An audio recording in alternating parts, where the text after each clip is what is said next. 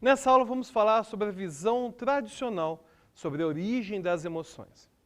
Essa história tradicional sobre a origem das emoções, que já é consagrada entre vários cientistas, inclusive cientistas muito importantes da contemporaneidade.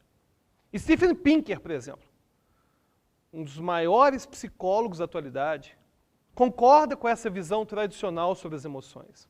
E claro, o Paul Ekman que se tornou pop pelo seriado Lie to Me, é considerado um grande expoente dessa teoria tradicional sobre as origens das emoções.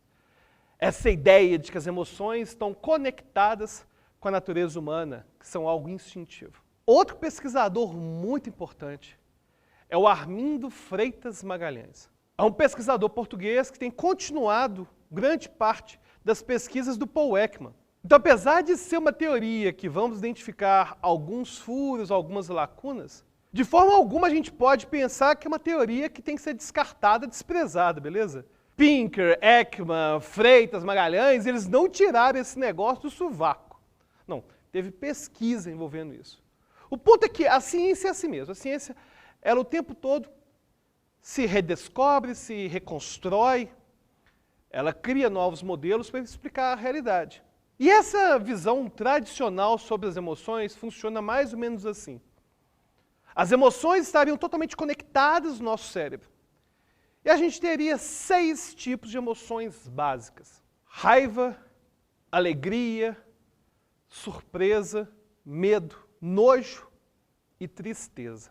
De acordo com essa visão tradicional sobre a origem das emoções, existiria um hardware específico para cada uma dessas emoções. E as emoções seriam diferentes dos sentimentos, por exemplo. Enquanto a emoção seria totalmente conectada no meu cérebro, como se fosse um hardware mesmo de fábrica, o sentimento seria a interpretação, claro, com valores culturais, que eu daria para cada sensação, para cada emoção.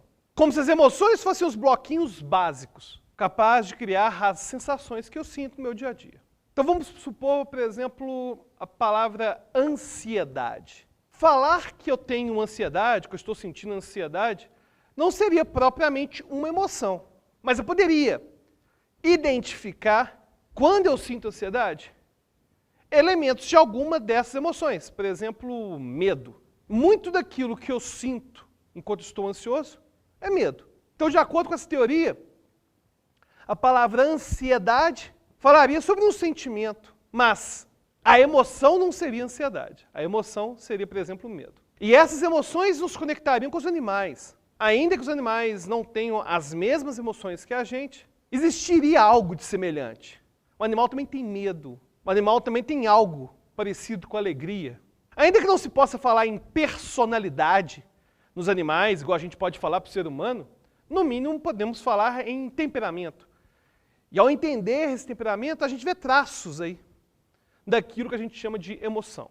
E de acordo com essa visão tradicional, essa visão de que as emoções estão conectadas no nosso cérebro, no nosso corpo, no nosso organismo, existiriam uma série de características que poderiam estar associadas com cada emoção, como as expressões faciais, o movimento das mãos, o tom de voz. Por exemplo, alguns autores vão falar sobre o turtle effect, que seria assim, curvar assim, quando tem algum tipo de medo, ou até mesmo movimentar as mãos para poder aliviar a tensão, aliviar a ansiedade. E um dos primeiros pesquisadores a advogar por essa ideia de que as emoções são inatas, que as nossas expressões faciais são inatas e que as nossas expressões faciais mostram as nossas emoções, foi Charles Darwin. É curioso porque a gente fala de Darwin com muita frequência na nossa cultura, mas pouca gente sabe que ele fez também um trabalho sobre expressões faciais e emoções. E esses estudos sobre as expressões faciais e as emoções foi publicado por Darwin em 1871. O livro é chamado A Expressão das Emoções no Homem e nos Animais. E faz muito sentido, né, conectar essa ideia de que as emoções são inatas com a teoria da evolução de Darwin. Afinal, se eu compartilho tanto DNA com vários animais, então por que é que as nossas emoções não seriam, ao menos em alguma medida, compartilhadas com alguns outros animais? E o livro é muito rico e totalmente ilustrado.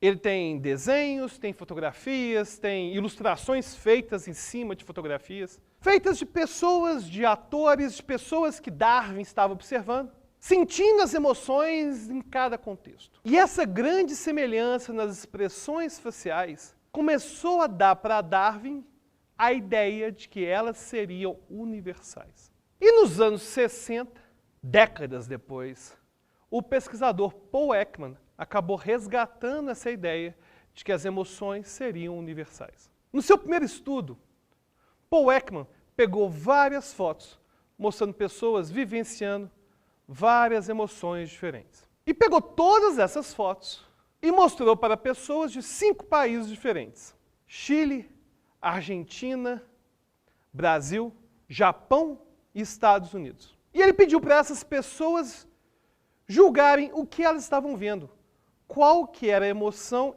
identificada em cada uma das fotos. E a maior parte das pessoas acabou relatando a mesma coisa. Acabou apontando, por exemplo, uma foto de alguém com raiva e falando: essa aqui é uma pessoa com raiva. Ou essa outra pessoa aqui está alegre.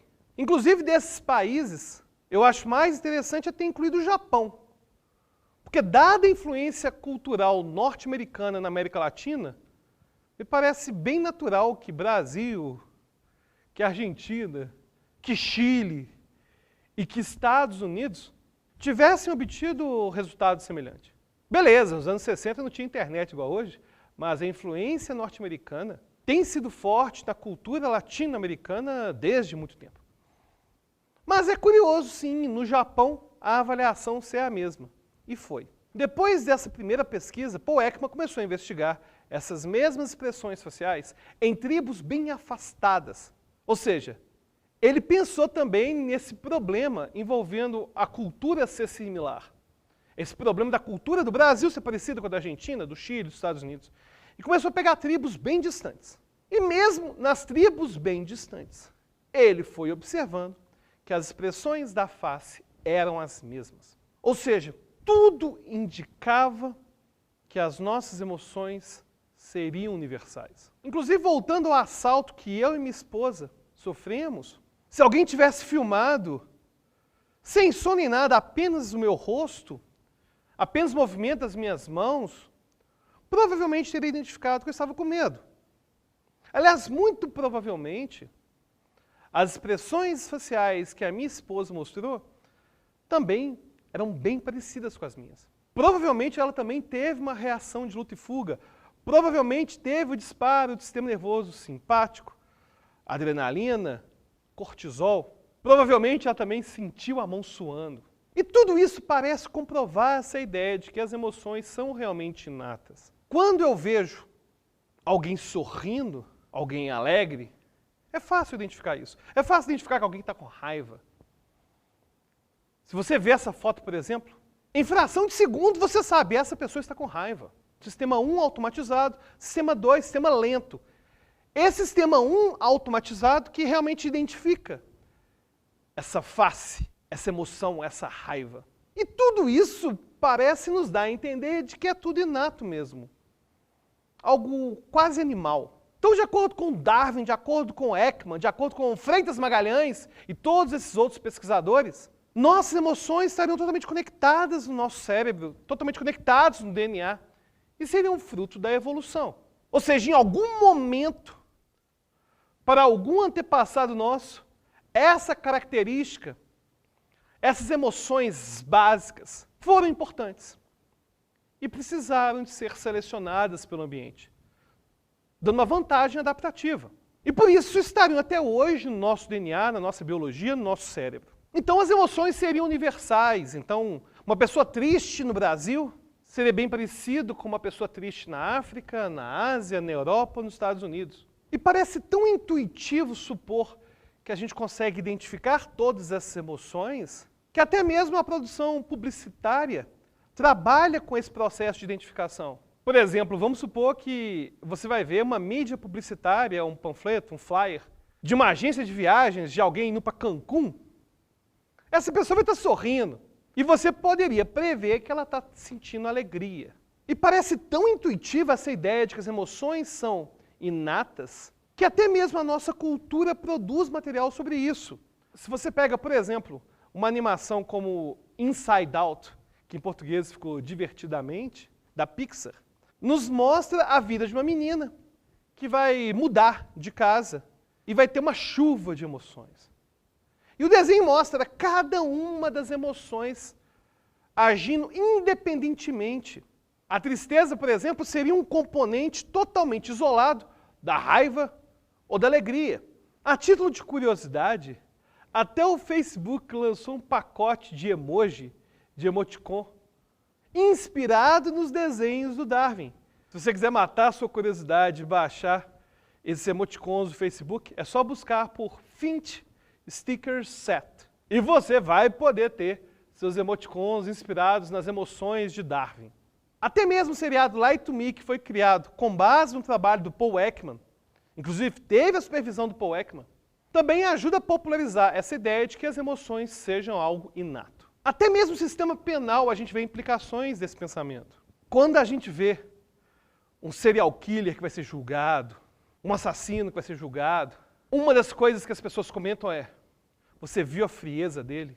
Ou seja, subentende-se que o olhar petrificado do assassino já mostrasse que ele é culpado. Afinal, as emoções seriam inatas. No entanto, por mais que a psicologia e até mesmo a antropologia pareçam ter muitas evidências que confirmem que as emoções sejam inatas, tem uns furos aí nessa teoria. Quer saber mais? Aí na próxima aula, né? Tá gostando do curso? Então vai agora no nosso grupo fechado, secreto. Fala o que tá achando das aulas e até a próxima.